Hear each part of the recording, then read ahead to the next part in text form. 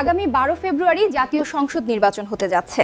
সেখানে গণভোটে হ্যাঁ দিলে কি পাবেন আর না দিলে কি পাবেন চলুন দেখে নেই। এক তত্ত্বাবধায়ক সরকার, নির্বাচন কমিশন ও সরকারি কর্ম কমিশন গঠনে সরকারি দল এবং বিরোধী দল একত্রে কাজ করবে। 2 সরকারি দল ইচ্ছেমতো সংবিধান সংশোধন করতে পারবে না। 3 সংবিধানের গুরুত্বপূর্ণ পরিবর্তনের ক্ষেত্রে গণভোটের বিধান চালু হবে। 4 বিরোধী দল থেকে ডেপুটি স্পিকার এবং গুরুত্বপূর্ণ সংসদীয় কমিটি সমূহের সভাপতি নির্বাচিত হবেন। 5 কেউ 10 বছরের বেশি প্রধানমন্ত্রী থাকতে পারবেন না। 6 সংসদে পর্যায়ক্রমে নারীর প্রতিনিধিত্ব বাড়বে। 7 ক্ষমতার ভারসাম্য প্রতিষ্ঠার জন্য পার্লামেন্টে একটি উচ্চ কক্ষ গঠিত হবে।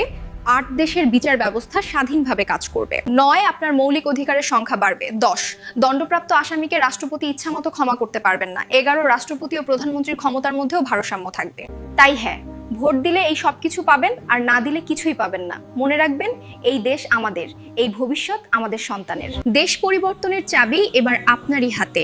ভিডিওটা শেয়ার করে সবাইকে জানার সুযোগ করে দিন। ধন্যবাদ।